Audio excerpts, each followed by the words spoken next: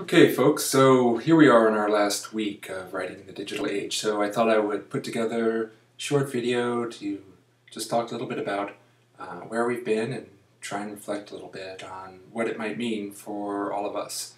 So we've had a lot of different things over the last, 14 weeks or so. A lot of different experiences, for example, starting with the Web ID project, where you looked at a range of different social media and tried them out and reported back on what you found. And then we moved on to Second Life, which I think was pretty new for almost everybody in the class, and really gave us a new way to interact with one another. And then, of course, there were the podcasts that you just finished doing your third podcasts, and I think most of you seemed to realize as you moved along that it was kind of difficult at first, that you were a little put off by the idea of the technical challenges of recording of an audio podcast and then uploading it, but it seems that by the time we got around to the third podcast that everyone seemed to feel it was a pretty normal, regular, routine kind of activity. So I thought that was pretty interesting that you were able to get your head around podcasting pretty quickly. And of course, a number of you in your last podcast talk about the Wiki Project, and it's always surprising to me what students have experience with and what they don't have experience with. And of course, everybody knows about Wikipedia, but nobody or very few students seem to know what the Wiki part of Wikipedia stands for. And then they take the class and they do the Wiki Project, and they get a better sense of what a wiki is. And this year, I thought the Wiki Project went really well, and a number of you commented on that in the last podcast, so that worked out well.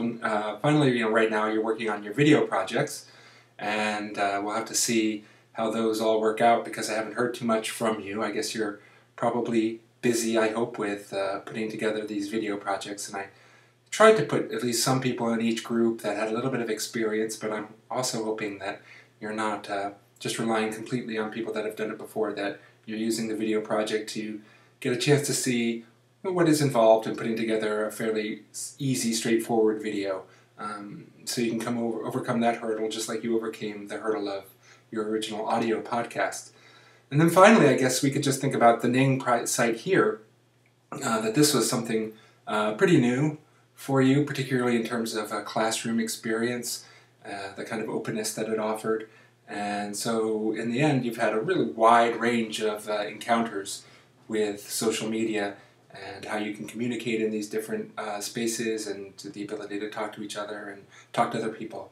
And so I hope that all those experiences, when you look at them, put together, that you come to the conclusion that you've had a pretty broad, varied, and interesting encounter with these technologies, which certainly is one of the promises of the class. Of course, along with our experiences with technologies, we've had encounters with a number of interesting readings. At least I think they were interesting, and it seemed from our discussions that many of you found them engaging as well. There was, of course, Shirky's book dealing with the power of media networks to allow us to organize in new kinds of ways.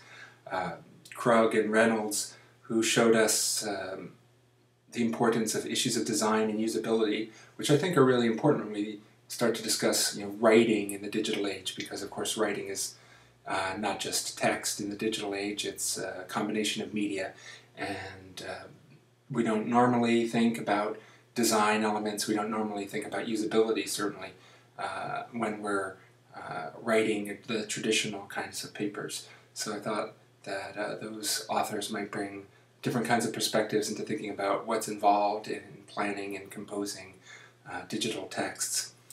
And then we had Weinberger and Jenkins, who I think both showed us the potential of the web to do a variety of things, socially, politically, intellectually, with the organization of information, with the potential for us to engage in a participatory culture through media networks.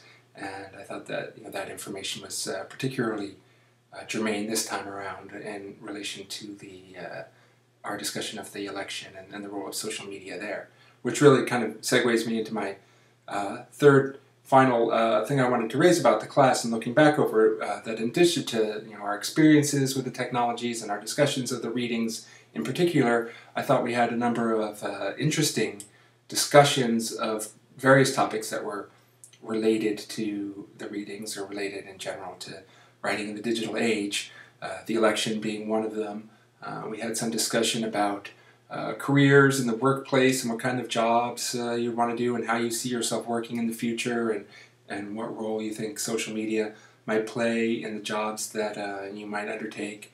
And I think most importantly, though, we had a quite lengthy and I think valuable discussion about the role of social media in education and thinking about educational reform. Many of you expressed some dissatisfaction with your educational experiences, either here or earlier in high school or K through 12 in general. And we talked about some of the potentials of social media for assisting us in reforming education, but we also, looking at the Michael Wesch video about a vision of students today, saw some of the dangers or pitfalls that are related to social media. The challenges that you're faced with as networked citizens and students. So I think we had a well-rounded discussion about education and social media.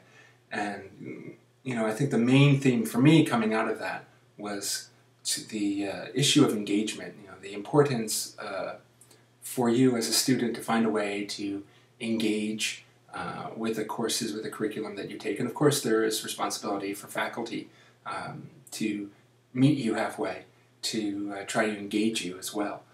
So that it goes back and forth.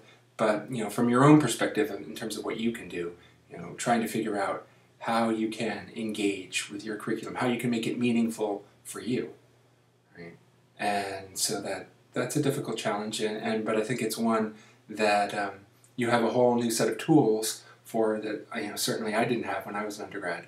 And like we've said, those tools can be, I guess, in some ways as distracting as they can be enabling. But in the end, I think that you need to see technology as something that, if used strategically, can assist you in helping you to put your classes together.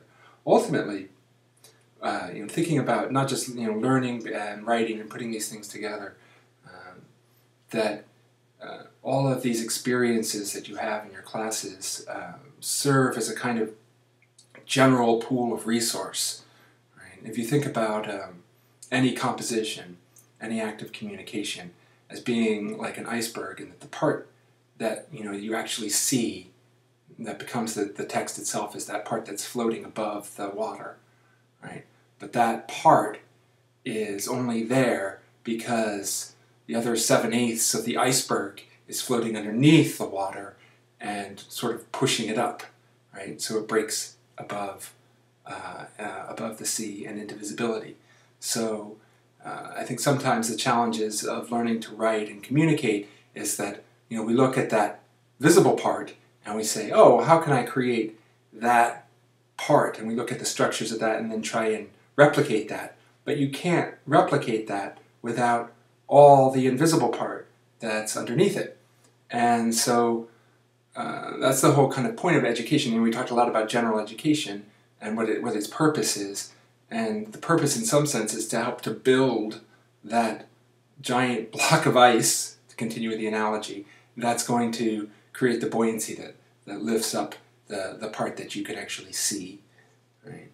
So when you're thinking about your education, you need to think that it's not just about what goes on consciously or what becomes visible, but what supports and contextualizes the work that you ultimately do. And I think in some ways that new media and social networks can help you do that, because they can help you to make connections between your work and to share your thoughts with other people and have other people help make connections as well.